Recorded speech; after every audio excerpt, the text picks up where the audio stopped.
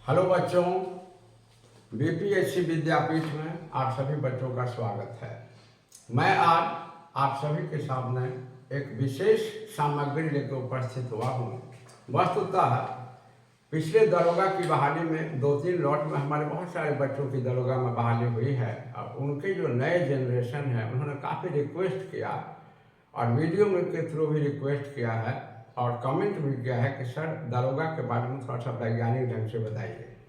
तो मैंने सोचा कि दरोगा भी बिहार का एक बड़ा ही लेवल का एग्ज़ाम होता है और ये अच्छा खासा पद होता है और अभी संयोग से अपने बिहार में दरोगा की बहाली कई चरणों में होनी है। तो बच्चों के विशेष रिक्वेस्ट पर मैं दरोगा के बारे में आप सभी को कुछ वैज्ञानिक ढंग से तैयारी का तरीका बताऊंगा और वास्तव में अगर इसकी रणनीति सही ढंग से अपनाई जाए तो सहजता से आपका सिलेक्शन हो सकता है। हालांकि एक बात सभी बच्चे ध्यान में रखें कि तैयारी का कोई शॉर्टकट नहीं होता है। अगर कोई आपको ये कहता है या जैसे कि कुछ जगहों पर सुना भी जाता है कि ट्रिक से तैयारी करें, ऐसे करें वैसे करें, हो सकता है उनके दिमाग में बात हो, लेकिन मैं इससे इत्तेफाक नहीं रखता। मेरा मानना है कि तैयारी का कोई शॉर्टकट नहीं होता। हाँ, रणनीति अगर आपकी उचित हो तो कम समय में ज़्यादा चीज़ गेन करके और आप पहली ही बार में सिलेक्शन ले सकते हैं, लेकिन सघन प्रयास अनिवार्य है, मेरा मानना है। और जहाँ तक मेरा अनुभव है और बहुत सारे बच्चे जो ज्वाइन किए हैं, जो हमारे बच्चे हैं, जो हमारे कोचिंग से हमारे साथ पढ़ के गए हैं, मैंने यही अनुभव किया। और बिहार दरोगा की तैयारी जो होती है वो 2 चरणों में होती है। वैसे तो 3 चरण होते हैं, प्रारंभिक परीक्षा, मुख्य परीक्षा और शारीरिक जांच, फिजिकल। लेकिन मुख्य रूप से आपको ध्यान देना होगा तैयारी करने में प्रारंभिक परीक्षा और मुख्य परीक्षा। तो सबसे पहले आप ये ध्यान में रखें कि प्रारंभिक और मुख्य, प्रारंभिक और मुख्य ये जो दोनों चरण हैं, इन दोनों की तैयारी आप एक बार ही करें। और मेरा जहाँ तक मानना है कि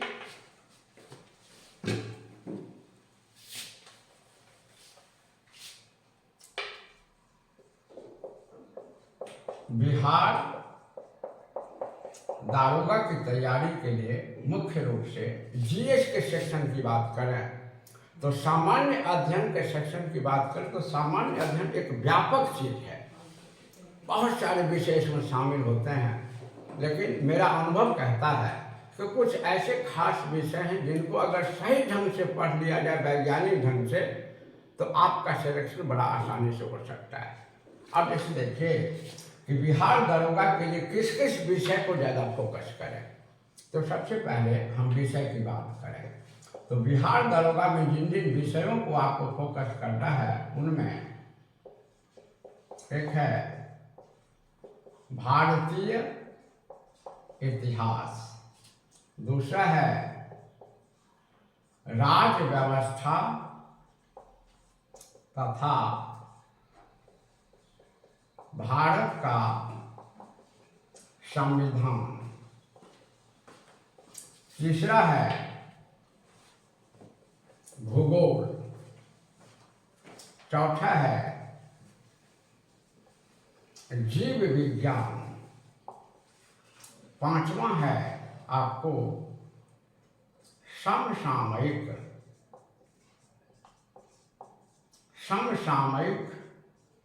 घटनाएं। इनके अलावा भी बहुत सारे विषय हैं जिनमें जीएस में क्वेश्चन पूछे जाते हैं। लेकिन अगर आपकी रणनीति सही है तो आप सबसे पहले इन विषयों को सघनता से पढ़ें। अब जैसे इतिहास की बात करें तो भारतीय इतिहास विषय की बात करें तो इतिहास विषय में 3 खंड होते हैं भारतीय इतिहास में, प्राचीन काल, मध्यकाल और आधुनिक काल। तो सबसे पहले आप आधुनिक काल के से संबंधित सामग्रियों को बिल्कुल वैज्ञानिक ढंग से पढ़ें और मुख्य जो टॉपिक हैं इसके उनको बहुत ही गहराई से पढ़ें, क्योंकि आप देखेंगे कि उसमें से क्वेश्चंस बड़ी गहराई में जाके पूछे जाते हैं मॉडर्न इंडिया में। और मॉडर्न इंडिया का भी 2 कालखंड है।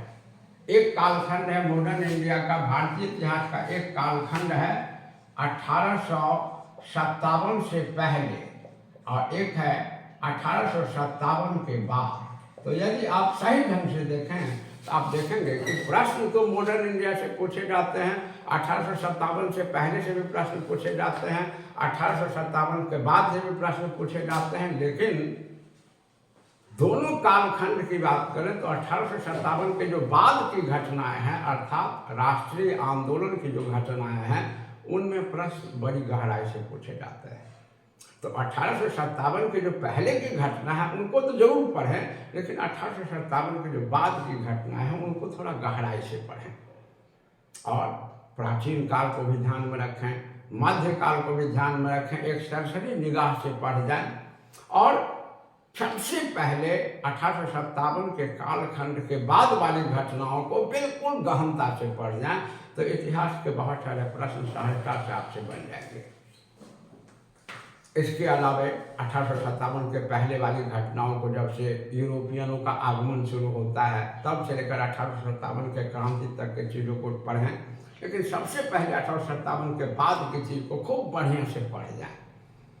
इसके बाद आप राज व्यवस्था तथा भारतीय संविधान, तो मुख्य रूप से प्रश्न भारतीय संविधान से ही आते हैं। राज व्यवस्था अर्थात शासन की व्यवस्था से कम प्रश्न आते हैं। तो भारतीय संविधान को भी आप गहनता से पढ़ें और ख़ास करके भारतीय संविधान में कुछ खास टॉपिक को खूब बढ़िया से पढ़ जाएं, जहाँ से हर परीक्षा में लगभग प्रश्न आते हैं, जैसे मूल अधिकार, राष्ट्रपति, न्यायपालिका और विधायिका, संसद केंद्र का और राज्य का।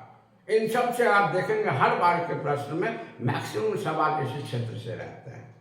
तो जिन क्षेत्रों से ज़्यादा सवाल रहते हैं आप उन क्षेत्रों को बड़ी गहनता से पढ़ जाएं और बाकी को सामान्य ढंग से पढ़ के निकलें। अब इसी को कहते हैं वैज्ञानिक तरीका, लेकिन शॉर्टकट नहीं काटना है। शॉर्टकट यही इसी को कहते हैं। आप अगर इसी को शॉर्टकट माने तो ये शॉर्टकट में आप ले लें, लेकिन जो जो टॉपिक हमने आपको बताया उसको आप बढ़िया से पढ़ते हैं। वैसे एक बात आपको सूचना दे दें कि विद्यार्थियों के विशेष आग्रह पर अब से मैं दरोगा के से संबंधित जितने भी विषय आपको बता रहा हूँ, इनसे रिलेटेड जो मुख्य टॉपिक को मैंने आपको डिस्कस किया है या आगे करूँगा, उस पर मैं वीडियो बना के डालूँगा। और कुछ दिनों के बाद मैं वीकली टेस्ट भी स्टार्ट करूँगा इस पर, जैसे कि मैं लेता रहा हूँ, और विथ डिस्कशन। क्योंकि आजकल हो क्या रहा है कि बच्चों जो टेस्ट दे रहे हैं मार्केट में उसका डिस्कशन नहीं हो पा रहा है, तो बच्चों का कॉन्सेप्ट क्लियर नहीं हो पा रहा है। तो ये रट्टा मार पैटर्न है, और रट्टा मार पैटर्न बहुत वैज्ञानिक नहीं माना जाता है, क्योंकि अब बिहार दरोगा का भी स्टैंडर्ड बढ़ा है। शुरुआती दौर के क्वेश्चन और अभी के प्रश्न आप खुद देख लीजिए कि बहुत अंतर है। और खास करके इधर जो एग्जाम हुए हैं नया वाला, उसमें देखिए कितना गंभीर सवाल पूछा गया है, जो सिलेक्शन वाला सवाल है। क्योंकि रट्टा मार तो सभी बना लेते हैं, तो उसमें सभी बच्चे बराबर होते हैं। सिलेक्शन होता है गंभीर प्रश्न में ही। और अगर 70 नंबर का जीएस पूछा गया तो उसमें से 30 ऐसे प्रश्न होते हैं जो गंभीर प्रकृति के होते हैं, और उनको जो बनाते हैं सिलेक्शन उन्हीं का होता है। तो आप तैयारी जरूर करें, लेकिन वैज्ञानिक रणनीति के साथ। और आगे मैं आपके समक्ष हर समय इससे संबंधित सामग्रियों को लेकर के आऊँगा। आज मैं आपको मुख्य रणनीति बताता हूँ। रणनीति पर हम लोग चर्चा करते हैं। सबसे पहले तो राज व्यवस्था और भारतीय संविधान में भारतीय संविधान के कुछ खास टॉपिक को पढ़ें। और भूगोल एक बड़ा विषय होता है। देखिए, इससे भूगोल के 3 पक्ष हैं। सच पूछे तो वैसे सामान्य में हम लोग 2 ही पक्ष जानते हैं, भारतीय भूगोल और विश्व का भूगोल। लेकिन ध्यान रखें, इनके अलावा भूगोल का एक बड़ा ही छिपा हुआ पक्ष है जहाँ पर हमारा ध्यान नहीं जाता है, वो है मिसलेनियस। आप कह सकते हैं कि सर आपने इसमें मिसलेनियस को नहीं रखा है। सच पूछे तो भूगोल हमारा ऐसा विषय है जो मिसलेनियस के एक बड़े क्षेत्र को कवर करता है। जैसे बहुत सारे घास का मैदान, बहुत सारी जनजातियाँ, कृषि के विभिन्न प्रकार, जो मिसलेनियस पक्ष में आता है, यह सब भूगोल कवर कर देता है। तो भूगोल को गहनता से पढ़ें और भूगोल के किस किस टॉपिक को ज़्यादा फोकस करें ताकि उससे ज़्यादा आपका प्रश्न बने। तो तो इसके बारे में मैं आगे आपको बताता रहूँगा। जैसे कि मैंने आपको कहा है कि आगे मैं आपके समक्ष बहुत सारी उपयोगी सामग्रियों को लेकर के जो दरोगा के लिए रामबाण का काम करेगा और आपके वैज्ञानिक रणनीति में काफ़ी सहयोग करेगा, वो मैं लेकर उपस्थित होऊंगा। और टेस्ट के माध्यम से जो वीकली टेस्ट विथ डिस्कशन मैं कराता रहा हूँ, फिर से मैं शुरू करूँगा और उससे आपको काफ़ी फायदा होगा। और वो ऑनलाइन ऑफलाइन दोनों होगा। आप ऑनलाइन, अभी भी ऑनलाइन हम लाइव पढ़ा रहे हैं। जब से कोरोना काल हुआ तब से मैं ऑनलाइन पढ़ा रहा हूँ बच्चों को, और बच्चे दूर दूर से, और वो भी लाइव, नो रिकॉर्डिंग। अब से रिकॉर्डिंग करके वीडियो भी डालूंगा, लेकिन लाइव में क्या होगा कि आप जैसे आप जस्ट क्लासरूम की तरफ पढ़ते हैं, आप इंडिया के किसी भी कोना में है, बिहार के किसी भी कोना में है, आप हमसे संपर्क करें और मैं आपको अपना लिंक भेज दूंगा और वहीं से आपके पास क्वेश्चन जाएगा, मोबाइल में सॉल्व करें और मैं यहाँ से डिस्कशन करके एक एक चीज़ के वैज्ञानिक तरीका को बताऊंगा। तो एक एक क्वेश्चन पर 5-6 क्वेश्चन आपका बन जाएगा, और वो भी वैज्ञानिक ढंग से। तो मैं उसको शुरू करूँगा, जिसकी सूचना जल्दी मैं आपको दूंगा। और इसके बाद आप विज्ञान में से 3 चीज़, विशुद्ध विज्ञान में फिजिक्स, केमिस्ट्री एंड बायोलॉजी। लेकिन आप गौर से हर साल के प्रश्न को देखें, जो अभी तक दरोगा में जितने प्रश्न पूछे गए हैं, आप उनको अगर गौर से देखें तो आप सहज पता चल जाएगा कि सबसे अधिक जीव विज्ञान को फोकस किया जाता है।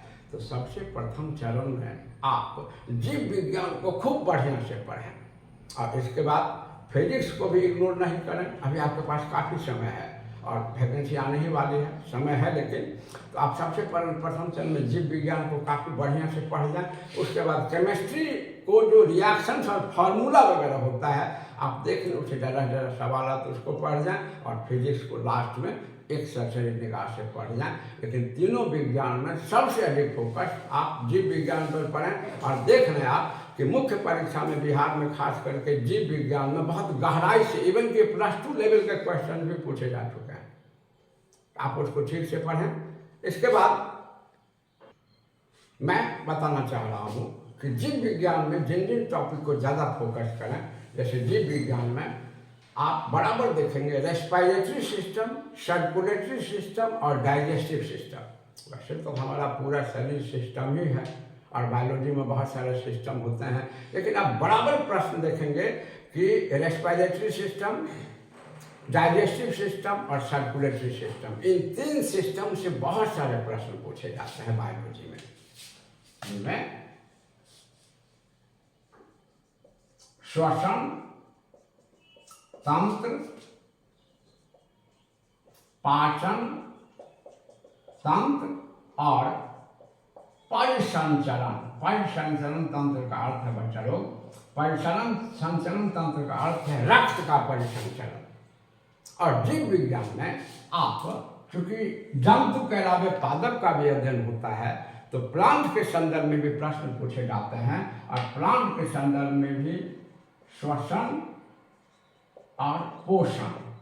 आप गौर से देख लें कि प्लांट के संदर्भ में श्वसन, पोषण और परिवहन, इन 3 चीज से आप देख लें कि मैक्सिमम क्वेश्चन को कवर किए जाते हैं। इसी को कहते हैं वैज्ञानिक अनुभव, कि जो चीज से ज़्यादा प्रश्न पूछा जाता है उसको आप ज़्यादा पढ़ें और बाकी को सामान्य में पढ़ जाएं। क्योंकि जीएस है, इसका कोई सिलेबस तो होता है नहीं, लेकिन मेरा मानना और मेरा अनुभव यहाँ तक है कि अगर इतने टॉपिक्स को बायोलॉजी में ठीक से पढ़ लिया जाए तो बच्चे सहजता से बहुत सारे प्रश्न को बनाकर आ सकते हैं। उतना तो प्रश्न बन ही जाएगा जिससे आपका सिलेक्शन हो जाए।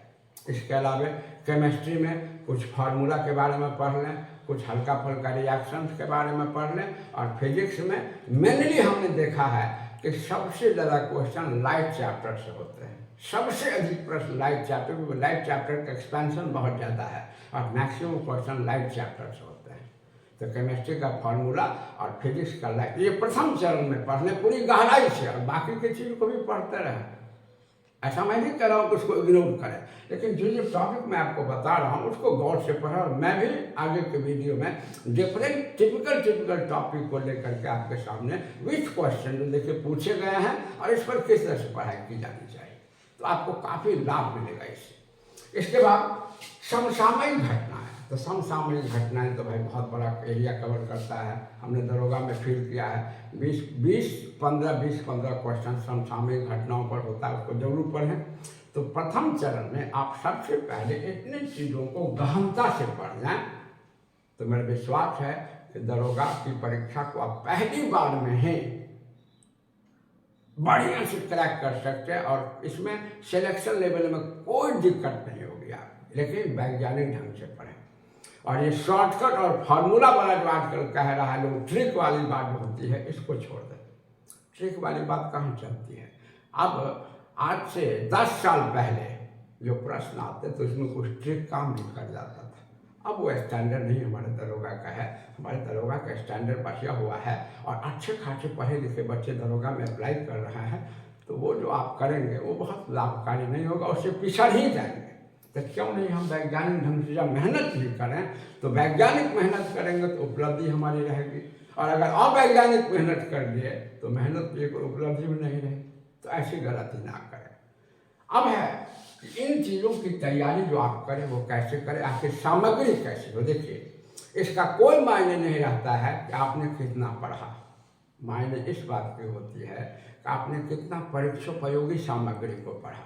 क्योंकि आजकल मार्केट में यूट्यूब पर बहुत सारी सामग्रियाँ देखी जा रही हैं जिनका मेरे ख्याल से बहुत महत्व नहीं होता है। हाँ, कुछ ऐसी सामग्रियाँ हैं जिनको आप सही ढंग से पढ़ें तो निश्चित रूप से आपको उपयोगी सामग्रियाँ मिल जाएंगी, जहाँ कम पढ़ाई में मैक्सिमम चीज़ को आप क्वेश्चन को सॉल्व कर सकते हैं। तो अब हम कुछ सामग्रियों की चर्चा करें। तो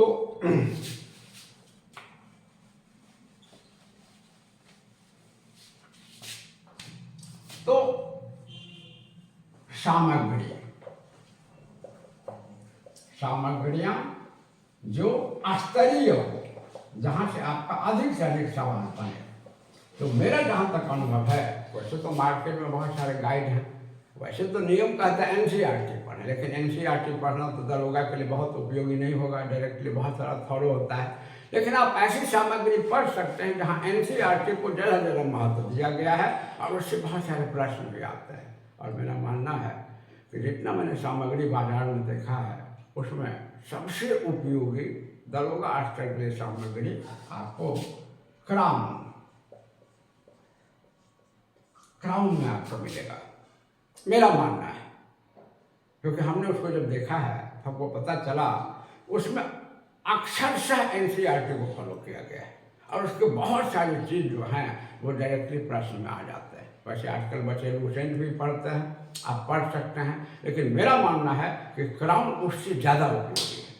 हमें कोई, अब ना तो हम कोई लूसेंट के एजेंट हैं ना ही क्राउन के एजेंट हैं, हम तो शिक्षक हैं, बच्चों के बेहतरी के लिए बताते हैं। लेकिन मेरा जहाँ तक मानना है, अगर आपकी सहमति हमसे हो तो आप क्राउन को पढ़ें। इसके बाद आप करंट अफेयर्स को अभी से पढ़ते रहें लगातार। क्योंकि करंट अफेयर्स कोई भी बच्चे पूछते हैं कि कौन सा मैगजीन पढ़ें, कोई भी आप मैगजीन पढ़ें या एगो काम करें, आप 10 बच्चा जो दरोगा में सिलेक्शन हो उससे पूछ लें, कोई कहेगा ये पढ़िए, कोई कहेगा ये पढ़िए, कोई कहेगा ये पढ़िए, मतलब कोई साम्यता नहीं होती है।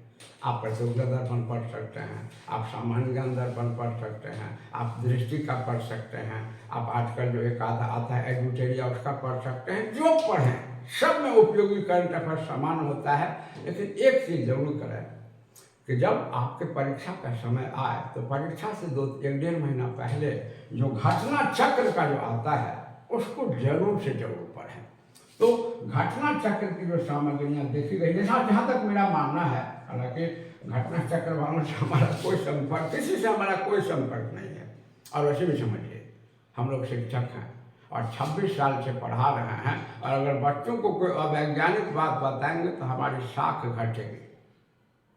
तो ऐसा काम कोई भी व्यावसायिक शिक्षक या जिनको मार्केट में रहना है वो नहीं कर सकता है। तो 26 साल से अगर मार्केट में रह रहे हैं और वास्तव में हमारे बहुत सारे बच्चे दरोगा में हैं, गजेटेड में हैं, तो वो भी जानते हैं कि हमारे गुरुजी कभी गलत सजेशन नहीं दे सकता है। गलत सजेशन एक बार दे दे, वैसे बहुत सारे गाइड वाले हम लोग के पास आते हैं कि सर मेरे बारे में बोलिए, मेरे बारे में बोलिए, लेकिन ये काम हम लोग नहीं कर सकते। हाँ, जिसमें उपयोगी सामग्री है, जिससे हमारे बच्चों को लाभ होगा वो बताना मेरा कर्तव्य है। मेरी ड्यूटी है, मैं वो काम करता हूँ। तो अब घटना चक्र से संबंधित जो समसामयिक घटना है, जो परीक्षा से क्वेश्चन में पहले आता है, आप उसको पढ़ें। और अन्य दिनों में आप कोई भी मैगजीन पढ़ें, सब में उपयोगी सामग्रियाँ होती हैं, है ना। और सबसे ज़्यादा जो जरूरी है, सबसे ज़्यादा जो इस सब को अधिक से अधिक लाभकारी बना देगा, वो है आपका प्रैक्टिस, है ना। और बच्चे पूछते हैं कि सर प्रैक्टिस किससे करें, तो हमारा कहना होता है हर समय आप कभी भी मॉडल सेट को तो नहीं टच करें, क्योंकि आजकल हुआ क्या है कि व्यावसायिक दुनिया में मॉडल सेट बनाने वाले लोगों का स्तर इतना कमज़ोर है कि वो अपने से मॉडल सेट नहीं बनाते हैं ठीक से।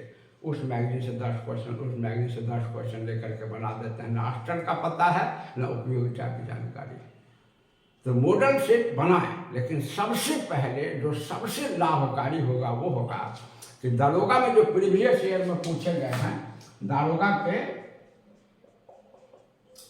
में प्रीवियस, ठीक है, प्रीवियस ईयर्स में जो क्वेश्चन पूछे गए हैं, आप उनको तो जरूर से जरूर बनाएं। इनके अलावे आप सबसे ज़्यादा जो काम करेगा वो आपको सेंट्रल का एसएससी का 2 एग्जाम होता है, जैसे बिहार एसएससी का भी 2 एग्जाम होता है, एलडीसी और यूडीसी। तो सेंट्रल एसएससी के एलडीसी का जो लेवल है, हालांकि बिहार दरोगा स्टेट का यूडीसी है, लेकिन सेंट्रल एसएससी के जो एलडीसी का प्रश्न पूछा गया है, तो क्वेश्चन बैंक, उसको आप अगर सॉल्व करते हैं तो आप खुद ही पता करेंगे कि सेंट्रल एसएससी के एलडीसी का जो पूछा गया क्वेश्चन, जो प्रश्न पूछा गया है, जो क्वेश्चन बैंक है, आप इसको अगर आप सॉल्व करते हैं तो आपको कम समय में मैक्सिमम नॉलेज आपके पास होगा। तो मेरे अनुसार, जहाँ तक मेरा अनुभव है 26 सालों का, आप इन विषयों को ठीक से पढ़ें, इन सामग्रियों का उपयोग करें और इनसे प्रैक्टिस करें, तो निश्चित रूप से आपको सफलता मिलेगी। और अगले वीडियो में मैं आपके सामने दारोगा से संबंधित उपयोगी सामग्रियों को लेकर उपस्थित होऊंगा, लेकिन इसके लिए ज़रूरी है कि आप चैनल को लाइक सब्सक्राइब जरूर करें, ताकि वीडियो आप तक पहुंचता रहे। धन्यवाद।